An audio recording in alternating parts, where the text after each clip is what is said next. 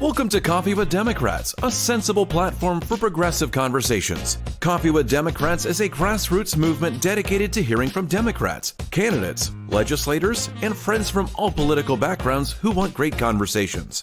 Coffee with Democrats is committed to increase Democrat voter registration and Democrat voter turnout by making voting more exciting and meaningful. And now here's your host of Coffee with Democrats, Kevin Dawson. Well, good morning and welcome to Coffee Break on Coffee with Democrats. We've got a great guest that's going to be coming on in 30 minutes. But before he comes on, there was a couple of things that happened in the last 12, 14 hours that I think is worth replaying and re-showing for everybody on Coffee with Democrats. So I'm going to show you a couple of contrasting things. And we're going to listen to one together before we do the second one. So let's listen to this one together. He's not a war hero. He's a war hero. He's a war hero because he was captured. I like people that weren't captured. Please don't call them animals. They're humans. I said, no, they're not humans. They're not humans. They're animals. The communists, Marxists, fascists, and the radical left thugs that live like vermin within the confines of our country, that lie and steal and cheat on elections, they'll do anything, whether legally or illegally, to destroy America.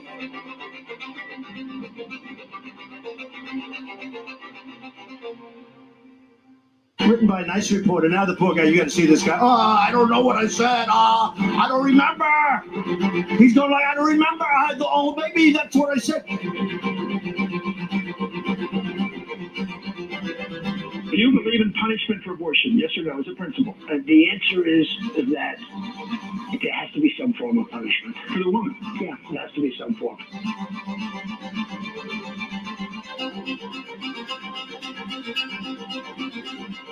But we're getting the criminals out, and we're going to do that fast. We have murderers that have been let into our country. They're not going to get better. We're going to get all of those people out, and we're going to get them out fast.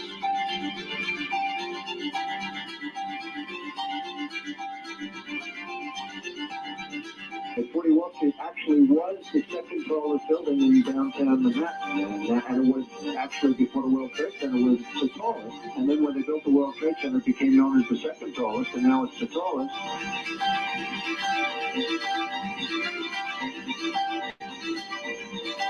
Any Jewish person that votes for Democrats hates their religion, they hate everything about Israel, and they should be ashamed of themselves.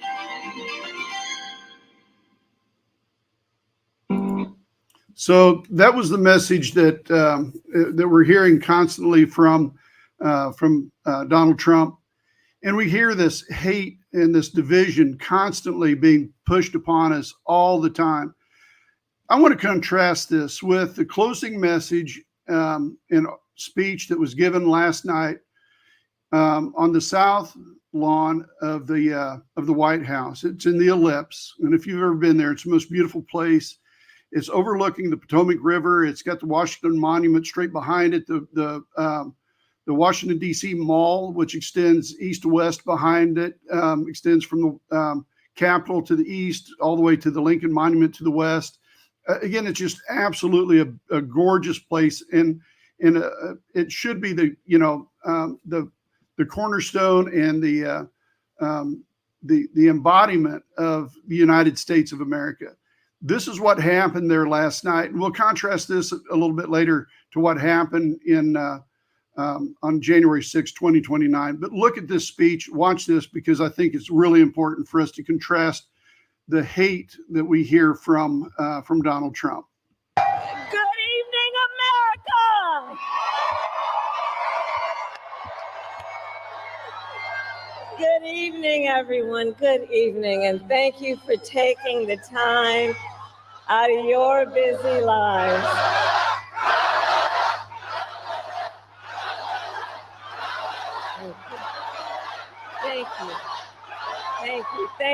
Thank you, everyone.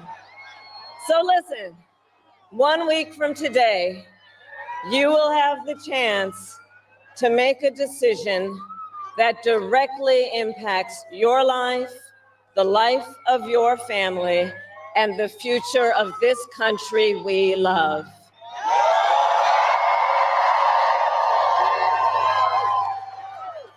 And it will probably be the most important vote you ever cast. And this election is more than just a choice between two parties and two different candidates. It is a choice about whether we have a country rooted in freedom for every American or ruled by chaos and division.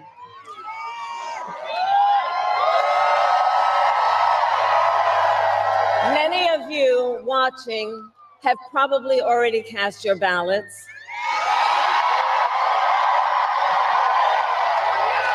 But I know many others are still considering who to vote for, or whether you'll vote at all. So tonight, I will speak to everyone about the choice and the stakes in this election. Look, we know who Donald Trump is. He is the person who stood at this very spot nearly 4 years ago and sent an armed mob to the United States Capitol to overturn the will of the people in a free and fair election. An election that he knew he lost. Americans died as a result of that attack. 140 law enforcement officers were injured because of that attack.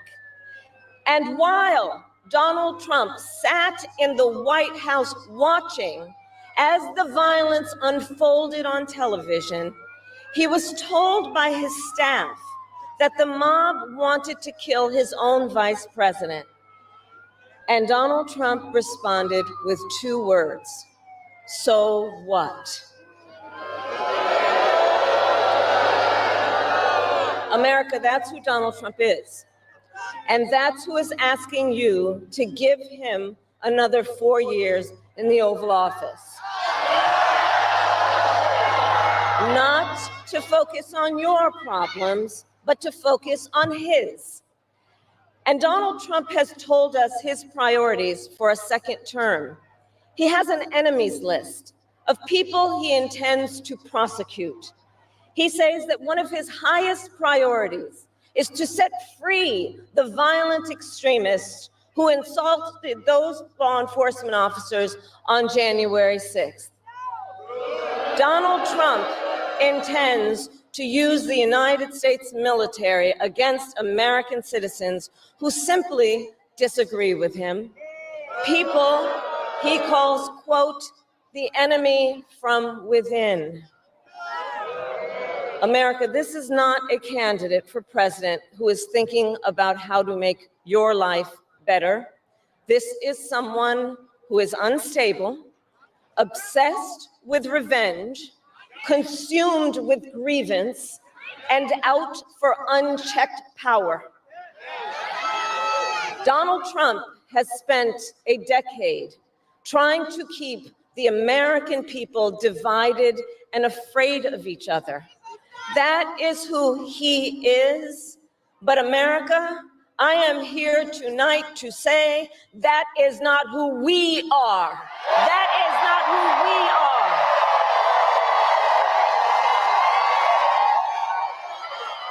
That is not who we are. You see, what Donald Trump has never understood is that e pluribus unum, out of many, one, isn't just a phrase on a dollar bill.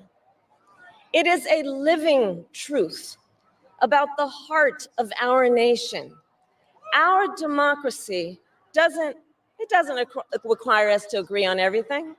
In fact, we like good arguments from time to time. Just think of your own family, right? It's not the American way to not have disagreements. We don't shy away from robust debate. In fact, we like a good debate, don't we? We like a good debate. And the fact that someone disagrees with us does not make them the enemy within. They are family, neighbors, classmates, co-workers. They are fellow Americans. And as Americans, we rise and fall together.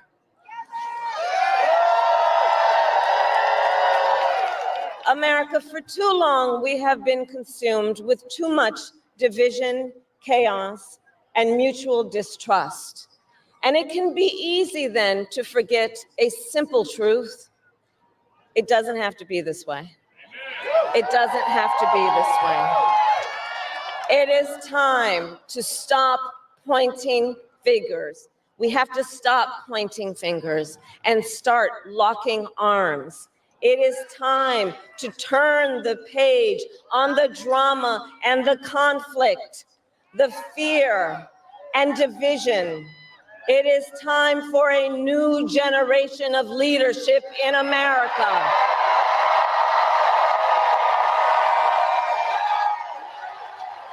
And I am ready to offer that leadership as the next President of the United States of America.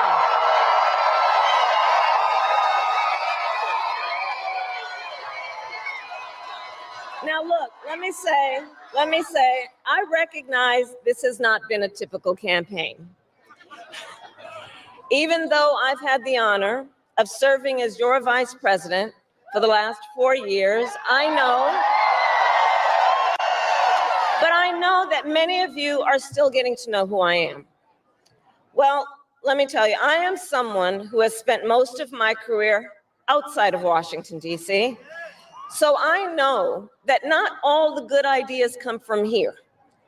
I am not afraid of tough fights against bad actors and powerful interests, because for decades, as a prosecutor and a top law enforcement officer of our biggest state, I won fights against big banks that ripped off homeowners, against for-profit colleges that scammed veterans and students, against predators who abused women and children, and cartels that trafficked in guns, drugs, and human beings.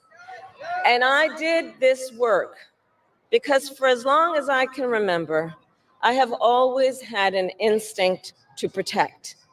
There's something about people being treated unfairly or overlooked that frankly just gets to me. I don't like it. It's what my mother instilled in me, a drive to hold accountable those who use their wealth or power to take advantage of other people. The drive to protect hardworking Americans who aren't always seen or heard and deserve a voice. And I will tell you that is the kind of president I will be.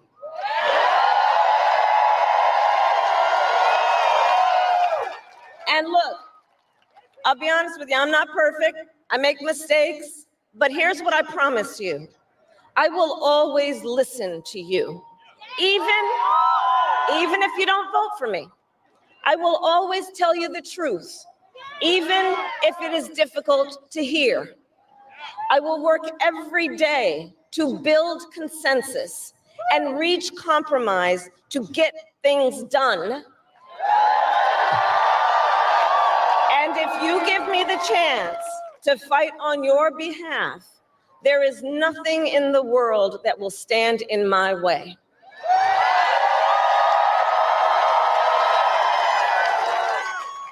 So look, in less than 90 days, either Donald Trump or I will be in the Oval Office. Okay? On day one,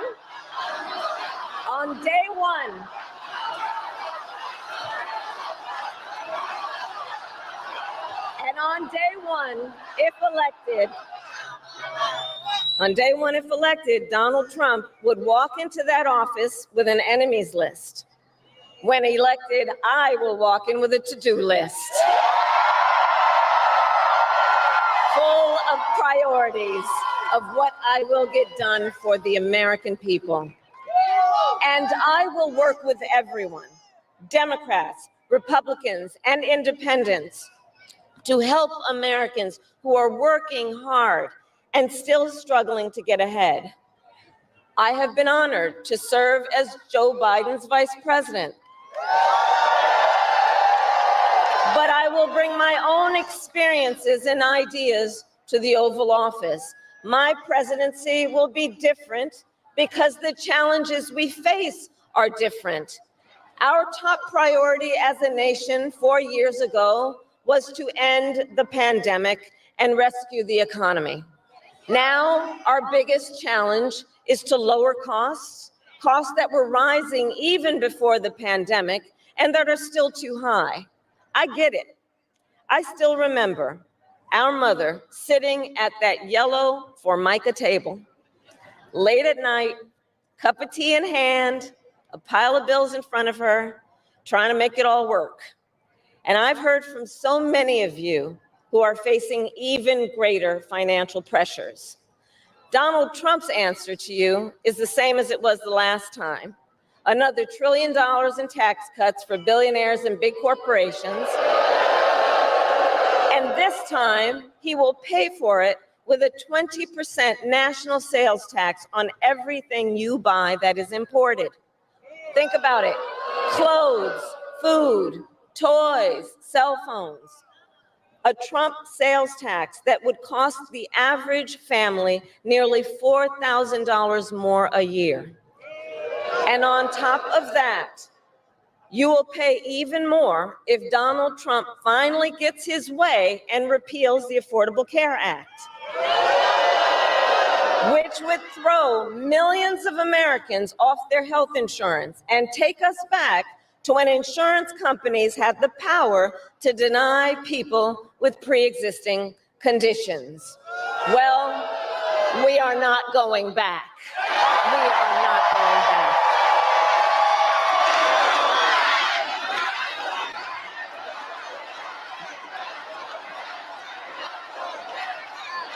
We are not going back because we also know Donald Trump would deliver tax cuts to his billionaire donors. I will deliver tax cuts to working people and the middle class.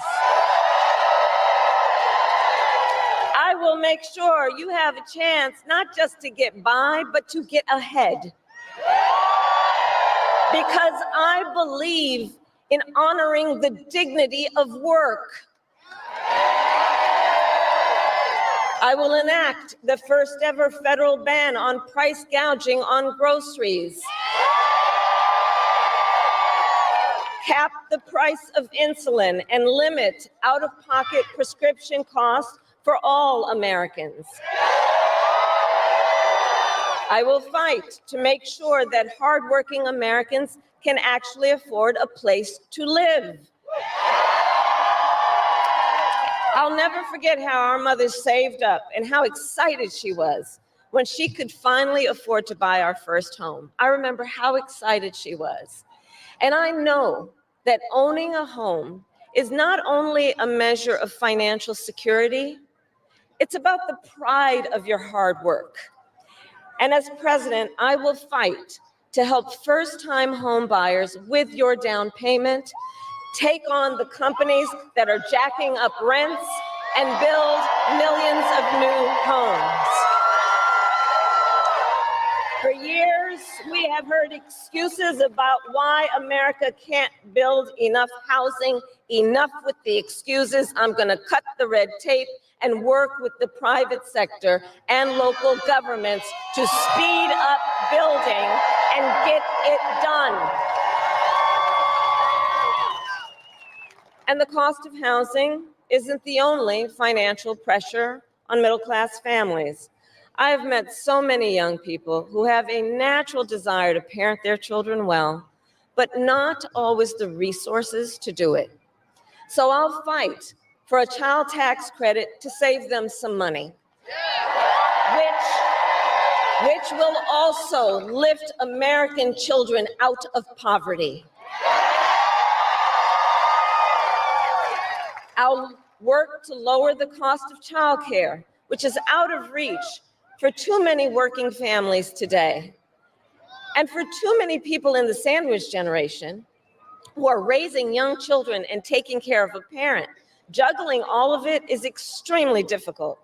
You know, I took care of my mother when she got sick, cooking food that she had a taste for, finding clothes that would not irritate her skin. And understand, as I do, that caregiving is about dignity. It is about dignity. And currently, if you need home care and you don't have some money to hire someone, you and your family need to deplete your savings to qualify for help. That's just not right.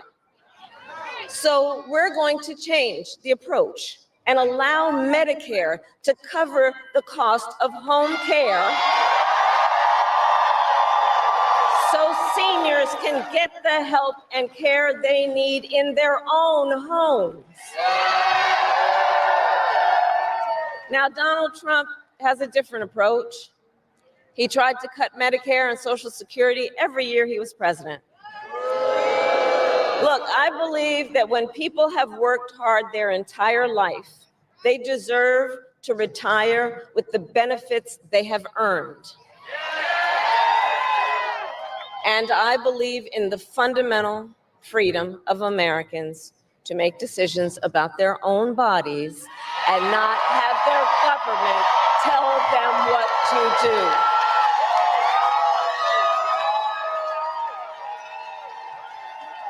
I will fight to restore what Donald Trump and his hand-selected Supreme Court justices took away from the women of America.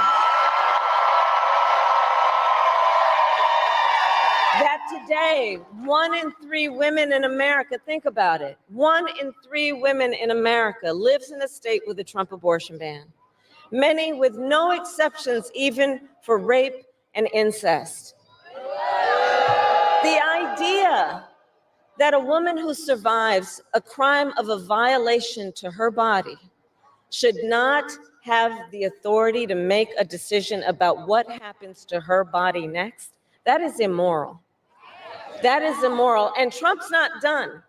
He would ban abortion nationwide, restrict access to birth control and put IVF treatments at risk, and force states to monitor women's pregnancies.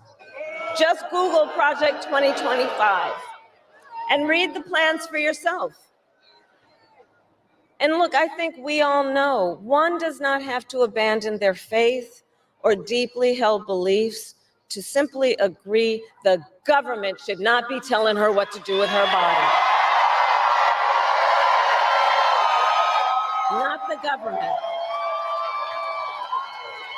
And when Congress passes a bill to restore reproductive freedom nationwide, as President of the United States, I will proudly sign it into law. Proudly.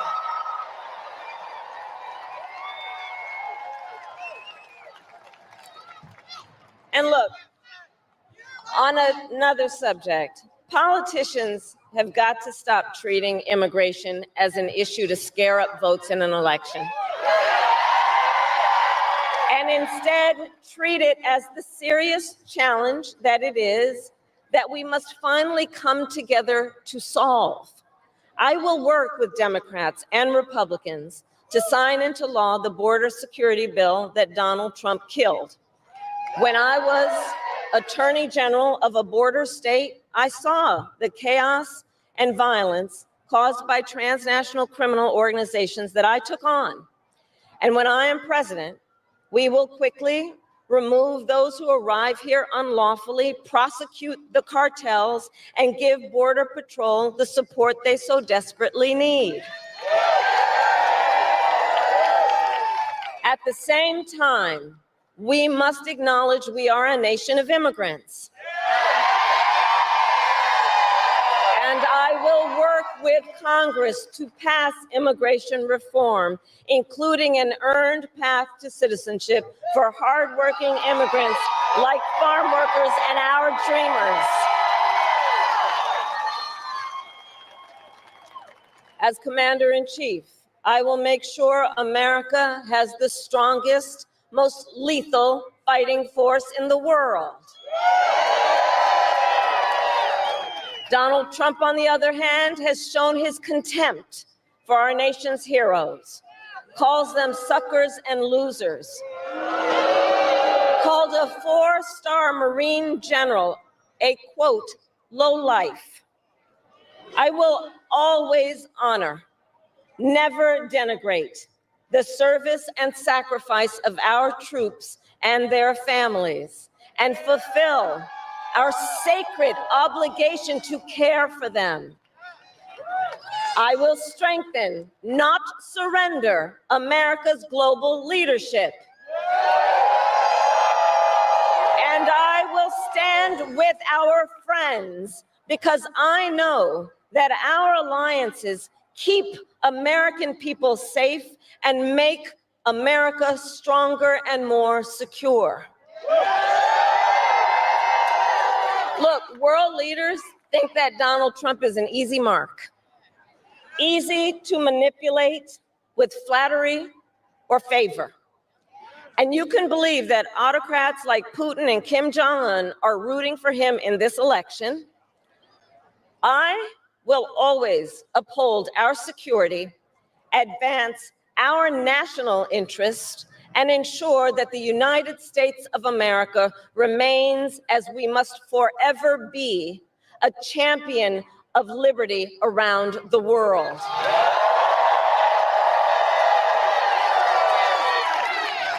America, we know what Donald Trump has in mind. More chaos, more division, and policies that help those at the very top and hurt everyone else. I offer a different path, and I ask for your vote.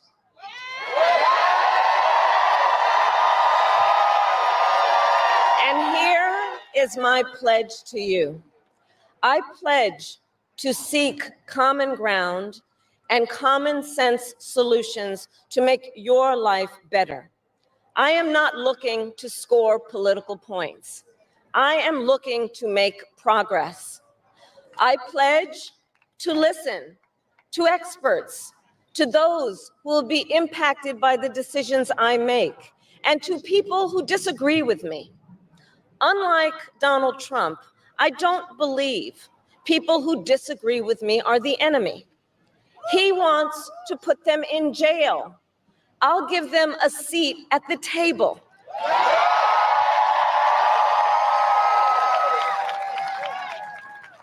I pledge to you to approach my work with the joy and optimism that comes from making a difference in people's lives.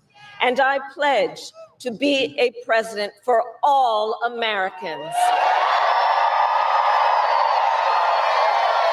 And to always put country above party and self.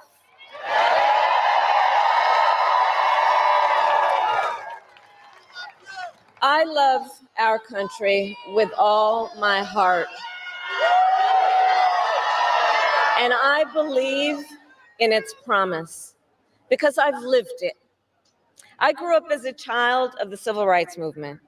My parents would take me to marches in a stroller, where crowds of people of all races, faiths, and walks of life came together to fight for the ideals of freedom and opportunity. I've lived the promise of America.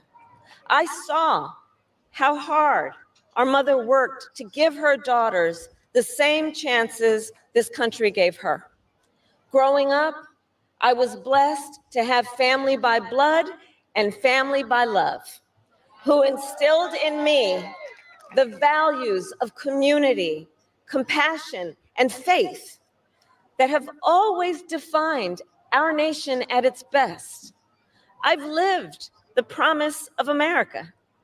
I've spent my life fighting for the people who have been hurt and counted out, but never stopped believing that in our country, anything is possible. I've lived the promise of America. And I see the promise of America in all of you. In all of you. I see it. I see it in the young people who are voting for the first time,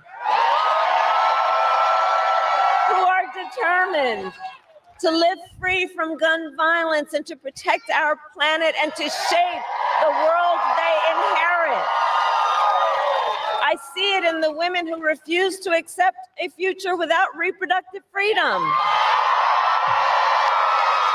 And the men who support them. I see it in Republicans who have never voted for a Democrat before, but have put the Constitution of the United States over party.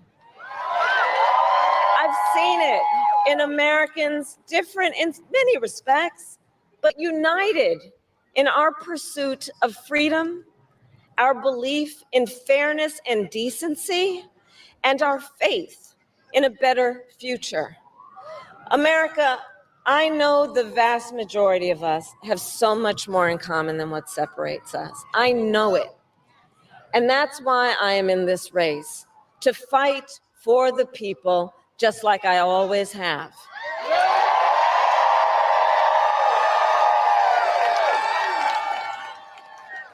Nearly 250 years ago, America was born when we wrested freedom from a petty tyrant. Across the generations, Americans have preserved that freedom, expanded it, and in so doing, proved to the world that a government of, by, and for the people is strong and can endure.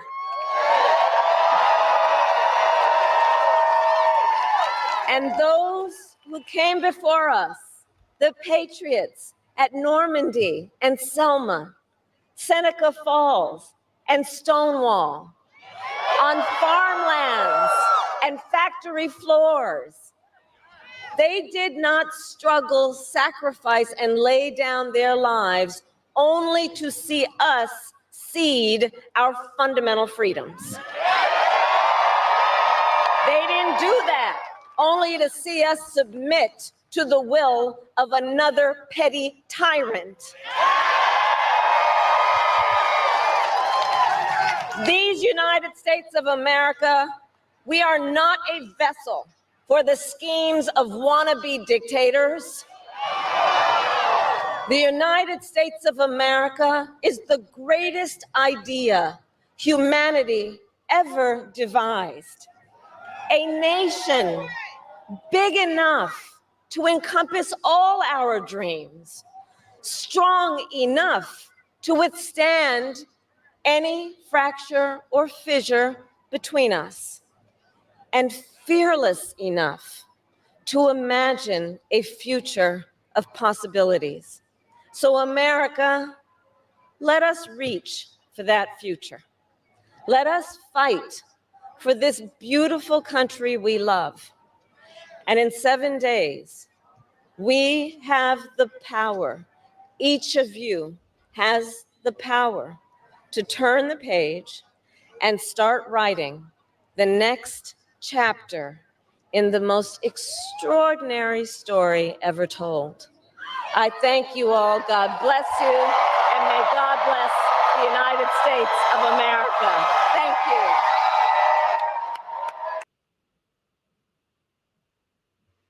Well, folks, that was a great show, speech last night that was given on the South Lawn of the Ellipse in Washington, D.C.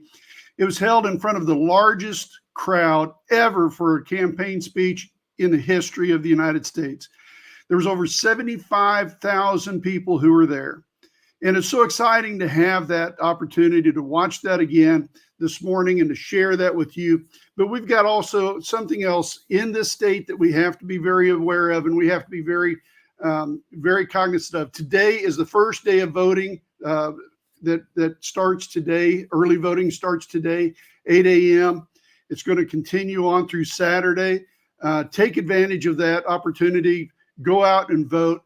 And I've got a candidate that I want to bring on to us right now that we need to really support and also consider for the people that are back east. We need to consider for House District 4 in Oklahoma.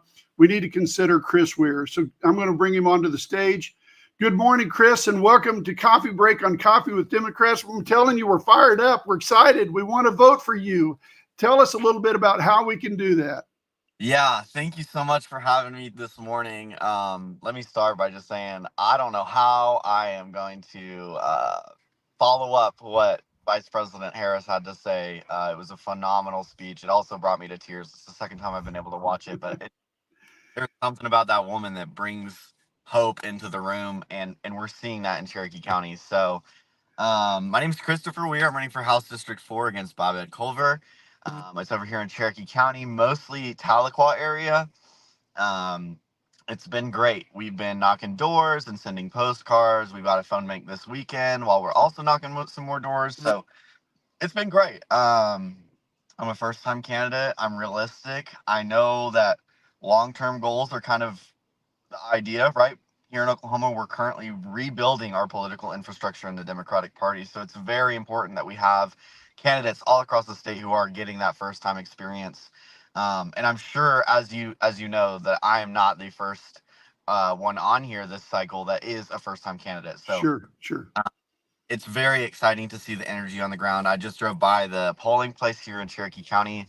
There was a line of maybe 150 people, cars driving in and out of the parking lot. I mean, it is hope. It is hope. And it's just so different than what it was 6 months ago. When I went to go vote in the primary, there wasn't a line at all. I walked straight out. There wasn't a single other person there. Versus today, there's 150 people in line right now. 2 hours into voting. Just blows my mind. So we are ready for change here in Cherokee County. We're ready to bring it in 2024, and we're ready to vote. And I'm very excited to be here. Thank you for having me. Well, it is our great pleasure and honor to have you. So I've heard so many great things about you. There's probably not a single candidate anywhere in Oklahoma that is working harder than you are. You are out there doing all the right things. You've got a great video. You've got a great website. I love your introductory video, but I love the pictures. I love that there's a picture of you overlooking a river with the plains in the background. It's an embodiment of the Oklahoma spirit, and you are living that Oklahoma spirit. And I love that so much. And I really love, when I talked with, forgive me, help me out a little bit. The person that Missy. Yes, she had nothing but great things to talk about you and how you even inspire her. I had Margaret on yesterday. Your campaign is even inspiring her, and so it's so fun to have somebody with your ambition, with your talents, and being able to express those talents. And it's not about, and that's the part that I want everybody to understand.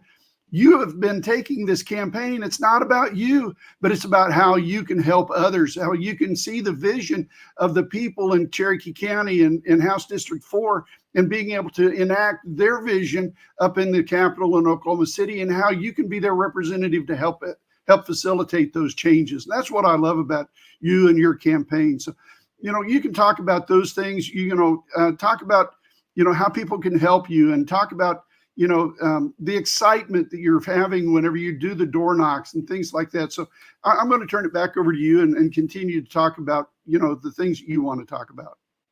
Yeah. So to me, it kind of sounds like you want to hear a little bit more about on the ground, what's actually happening. And I love that. So in the beginning of this campaign, about a year ago, I started reading a book. It's called Dirt Road Revival.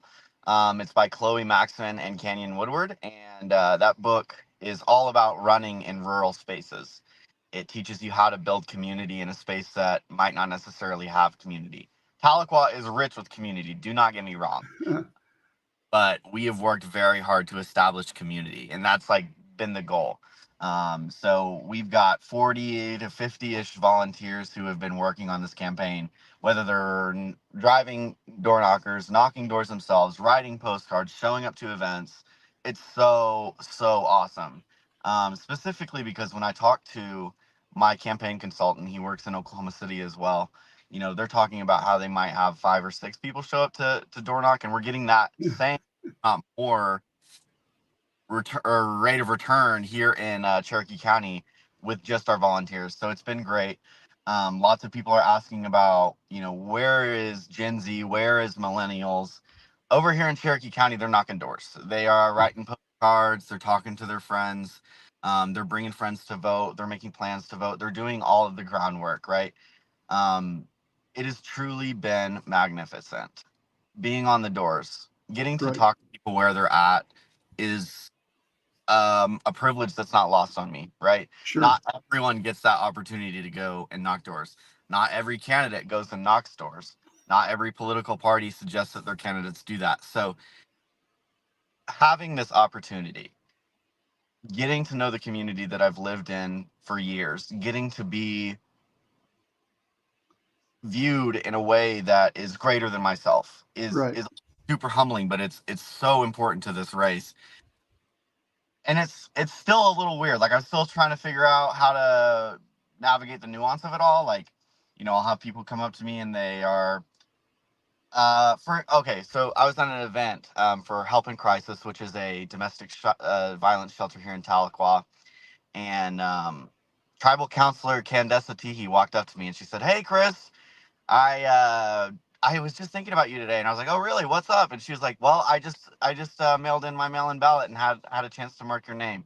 That moment, he was like, What do you mean you voted for me? Like, how? Why? What? I didn't even know, right? She's such a huge influence and such a huge inspiration to me, and yet she voted for me. And so those little moments, just those little bitty captures of joy, happiness, possibility for change, Right. those are what keep me going. Right. Honestly, I've had a blast. I'm exhausted, if you can believe it. I can see it. I'm ready to take a little bit of break, win or lose, and hit the ground running with the work that I got to do. I've either got to run again in 2026 or get some bills written. Right. That's the goal. It's been great. I don't know what else to say other than I have appreciated this opportunity. It's been wonderful. We've fundraised. We've done it all. And it's so important to be building this bench right now, especially in Oklahoma. Right. Over the next 20 years, we could see substantial change.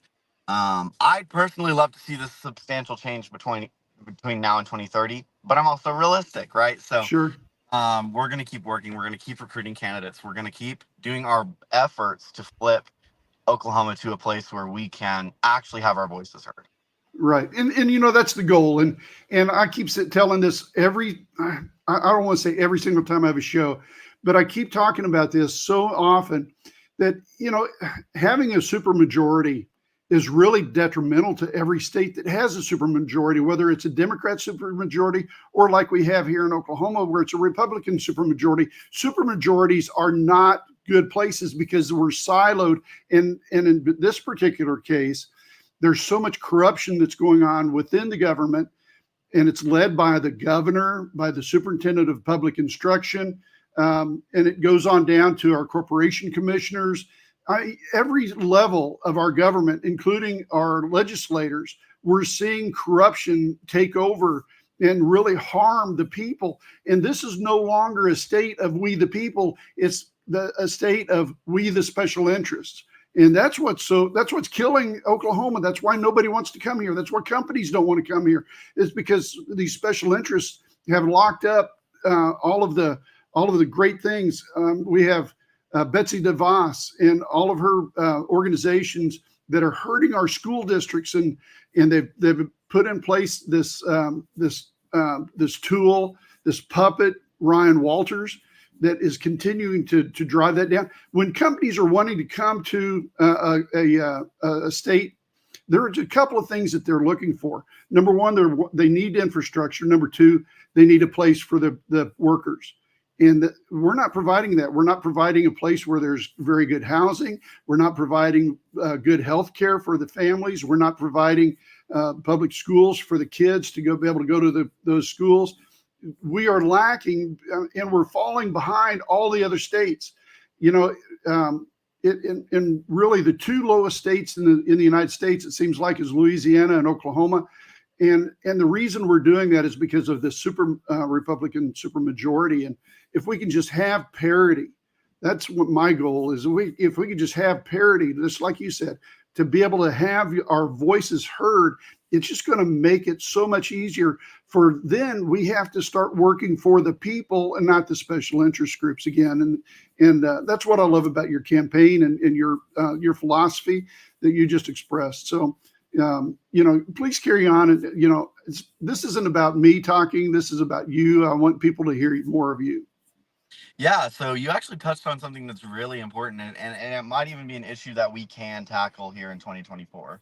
Really just depends on voter turnout, as does everything else, but we do have enough candidates this cycle to actually challenge that supermajority. Right. We have candidates to get to a point where we can stop the bad stuff that's going on. Right.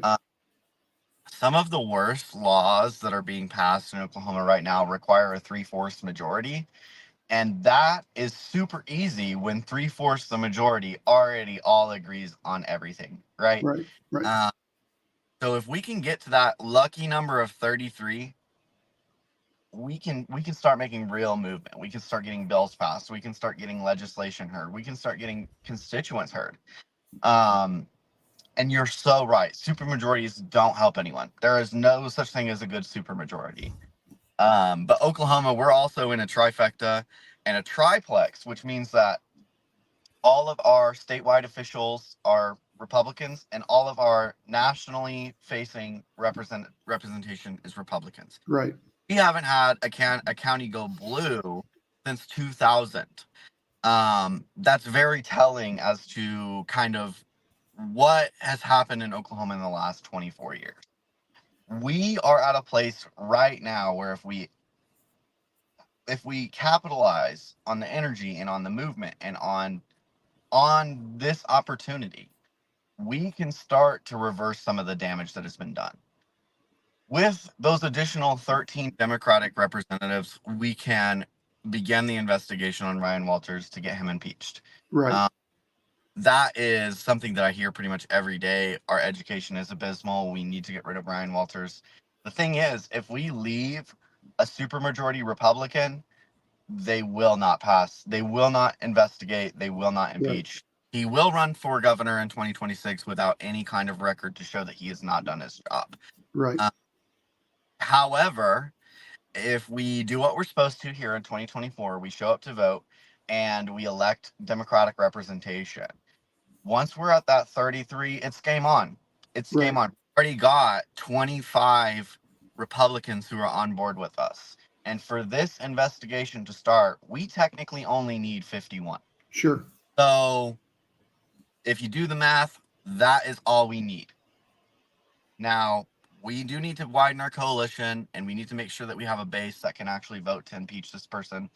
So we've got to continue to do the work. We've got to continue to elect more progressive people, whether they are Republican or Democrat or independent. They just have to be willing to call out the extreme corruption that's happening in Oklahoma right now. And Right. You're totally right. No business would want to come to a state. The current citizens don't have housing. The current citizens don't have jobs. The current citizens don't have health care. And the current citizens, most of them, struggle to get to school. Right? All of that to say, why would any business want to come here? They wouldn't. Right. We have to start fixing these issues for us first, and then start making it to where we can open our arms to other people. Because honestly, we're going to get to the point where people from California, people from New York who are paying egregious amounts to live in those states are going to be searching for places to live that are safe, that are Right. or low cost. We need to have a place for them to come, and we need to be ready for that whenever it does happen. Well, I can tell you, folks, I'm sold. I am completely sold on Christopher. I think he's a great candidate, and I think he will be a great representative. And I'm looking forward to you being the next representative for House District 4 here in the great state of Oklahoma. And I say that with all sincerity, folks. I say it all the time. that this is a great state of Oklahoma, and it's because of the people, and it's because the Oklahoma standard transcends politics. It transcends parties. So really, and my neighbor next door, he's a MAGA nutcase, but we meet at the fence and we meet at the front yard and we talk to each other. And the question that I asked him when he was giving me a hard time about voting for Harris and supporting Harris and being a delegate for the Democratic Party, I asked him a question. I asked him straight up. I said, hey, what's going to happen if a natural disaster happened, a fire or a tornado or a windstorm or something where you could no longer live in your house? Do you think your neighbors would stand up and say, hey, I'll open my doors and I'll help you, and I'll pick up a shovel and I'll come over and we'll do what we can? Who do you think that person's going to be? It's going to be me. I will be that person for you. Will you do that for me? And I'll tell you what, that shut down that entire conversation. And that really, and that's where we are in this, in the state. We've got to be able to shut down that negative rhetoric. And folks, don't get me wrong. You read it all the time on my Coffee with Democrats and whenever I post my opinions on there.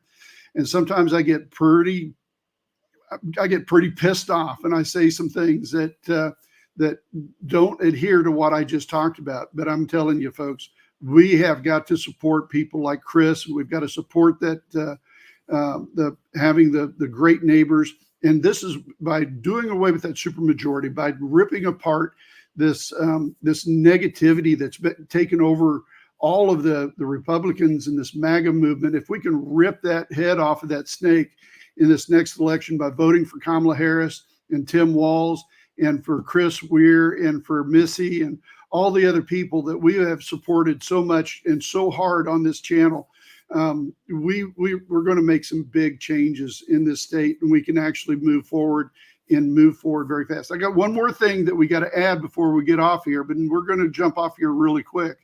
But we got to ask people to help Chris with his finances. He can't do this alone. He needs help. He's got a great volunteer system, but again, he needs financial help. And if you can only give him, $5, if you can just buy him the equivalent of a cup of coffee, because again, we're Coffee with Democrats. We're not big money donors. We're not looking for big money but if you got it, share it. But just if you got a little bit, we would appreciate that also for Chris. Yeah, and on that, I'm just going to say, it is close to election time. We've got about a week left. Actually, sorry, we've just got a week left. Right.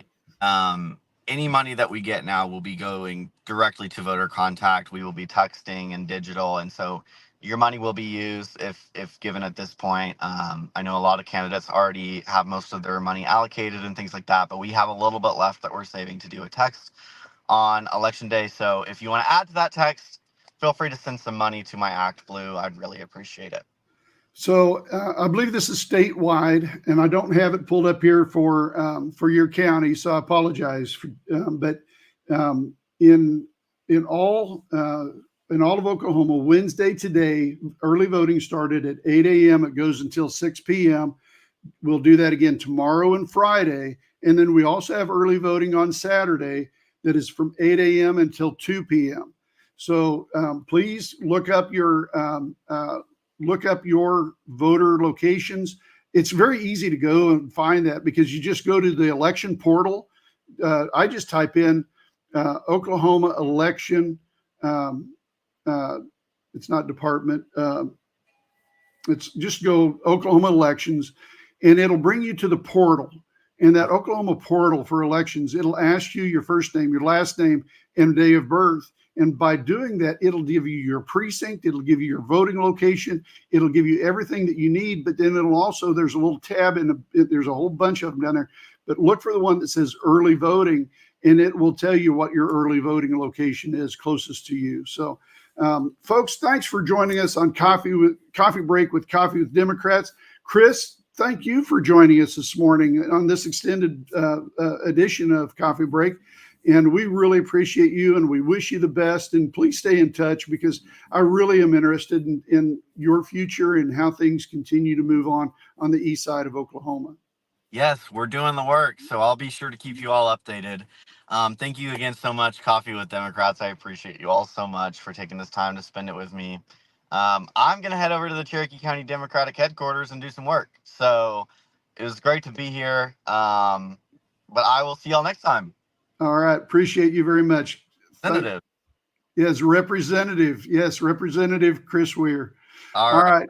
Until, folks, this is the last show of Coffee Break on Coffee with Democrats. This is the very last one, because I said that we were going to do this as long as we had candidates. We don't have candidates that have any time available between now and the election. So we're going to shut down Coffee Break with Coffee with Democrats.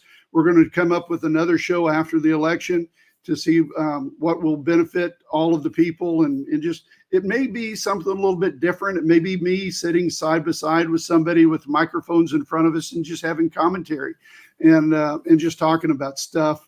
And I'm also thinking about having the opportunity to meet with Democrats every morning, 7 a.m. at the Cleveland County Democrat headquarters, and I will provide the coffee just to come down and have a cup of coffee every morning at 7 o'clock, and then we'll close everything down by 10.